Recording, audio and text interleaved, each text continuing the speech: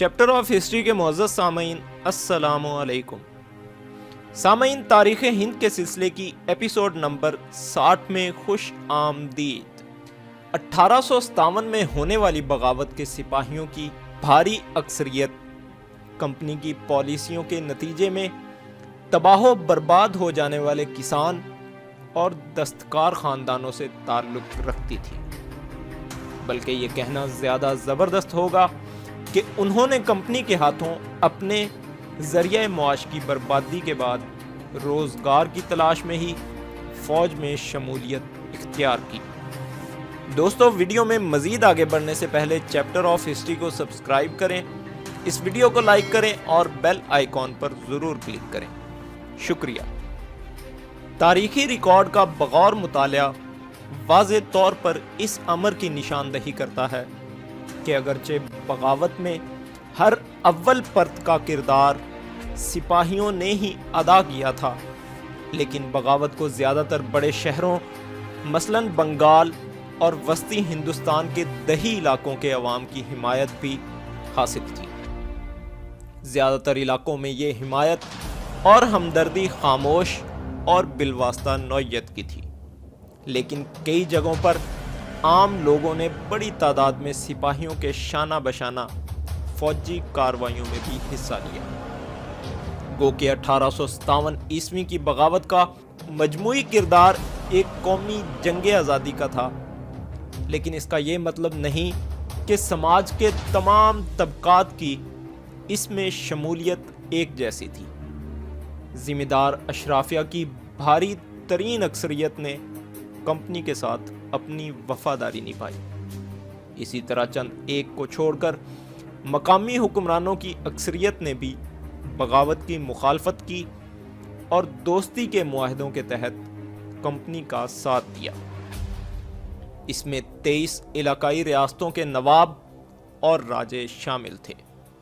ایسے ہی مقامی تاجر طبقے نے بھی ہر طرح سے کمپنی کی حمایت کی، لیکن یہ تو سماج کے وہ حصے ہیں جن کی بغاوت کی مخالفت اور کمپنی کی حمایت کسی سے ڈھکی چھپی نہیں تھی۔ سوال یہ پیدا ہوتا ہے کہ کیا بغاوت میں شمولیت اختیار کرنے والے اشرافیہ کے حصوں، مقامی حکمران خاندانوں، سپاہیوں اور عوام کے لیے قومی آزادی کا مفہوم ایک ہی تھا؟ ایسا سمجھنا نہایت غلط ہوگا۔ بغاوت میں شامل مختلف طبقے اور سماجی پرتیں قومی آزادی کو اپنے مخصوص طبقاتی مفادات کے نقطہ نظر سے دیکھتی تھیں، اور یہ طبقاتی مفادات یکساں نہیں تھے۔ جہاں ایک طرف سپاہیوں اور عوام کے لیے آزادی اور ہندوستان سے کمپنی کی بے دخلی کا مطلب سامراجی لوٹ مار سے نجات، بھاری ٹیکسوں کا خاتمہ اور ایک خوشحال زندگی تھا، وہیں دوسری طرف اشرافیہ کے بعض ناخوش عناصر اور چند مقامی حکمران خاندانوں کے لیے اس بغاوت میں شمولیت کا بنیادی مقصد اپنے کھوئے ہوئے اقتدار، مراعات اور اختیارات کو واپس حاصل کرنا تھا۔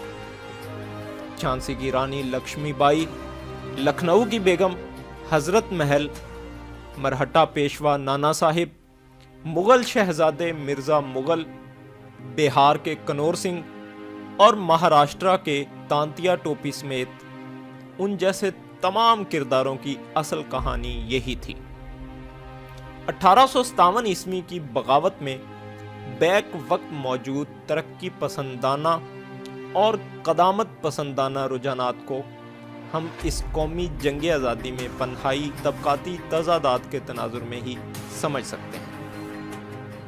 جہاں ایک طرف سپاہیوں اور عوام میں موجود ایک خوشحال زندگی گزارنے کی تمنا اور ہندوستانی قومیت کا نوزائیدہ ادراک بغاوت کی ترقی پسندانہ جہد کی عکاسی کرتا ہے، وہیں عہد رفتہ کی طرف واپس پلٹنے کی تمنا لیے مقامی حکمران اشرافیہ کے بعض دھڑوں کے بغاوت میں شمولیت، قدامت پسندانہ اور رجعتی رجحانات کی موجودگی کی طرف اشارہ کرتی ہے۔ یہ بات درست ہے کہ بعض جگہوں مثلاً بہار میں کنور سنگھ پر بغاوت کی عملی قیادت واقعی اشرافیہ کے ہاتھ میں تھی، لیکن زیادہ تر علاقوں میں حقیقی قیادت باغی سپاہی کمانڈروں اور سپاہیوں کی کمیٹیوں کے پاس تھی، جبکہ مقامی حکمران اشرافیہ کا قائدانہ کردار عملی کے بجائے محض علامتی نوعیت کا تھا۔ اس علامتی قیادت کے لیے بھی حکمران اشرافیہ کے یہ افراد فوری طور پر رضامند نہیں ہوئے، بلکہ نیچے سے پڑنے والے دباؤ نے انہیں ایسا کرنے پر مجبور کیا۔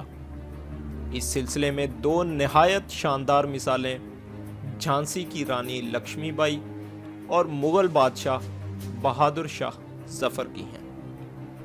لکشمی بائی نے جون 1857 عیسوی تک بغاوت میں شمولیت اختیار نہیں کی تھی۔ 5 جون کو جھانسی میں تعینات مقامی رجمنٹ نے بغاوت کرتے ہوئے قلعے پر قبضہ کر لیا۔ لکشمی بائی نے مقامی سپاہیوں سے خوفزدہ ہو کر سوگر ڈویژن کے انگریز کمشنر میجر اریکسن کو باغیوں کے خلاف لڑائی میں مدد کرنے کی درخواست کی، لیکن وہ ایسا کرنے کی پوزیشن میں نہیں تھا۔ دوسری طرف باغی سپاہیوں نے رانی کو دھمکی دی کہ اگر اس نے ان کا ساتھ نہ دیا تو وہ شاہی محل کو بارود سے اڑا دیں گے۔ اس صورتحال میں لکشمی بائی کے پاس باغیوں کا ساتھ دینے اور جھانسی میں ان کا علامتی سربراہ بننے کے سوا اور کوئی چارہ نہ تھا۔ کچھ ایسا ہی ماجرا مغل بادشاہ بہادر شاہ ظفر کا بھی تھا، جسے باغی سپاہیوں نے سنگین کی نوک پر بغاوت کی قیادت سنبھالنے پر مجبور کیا۔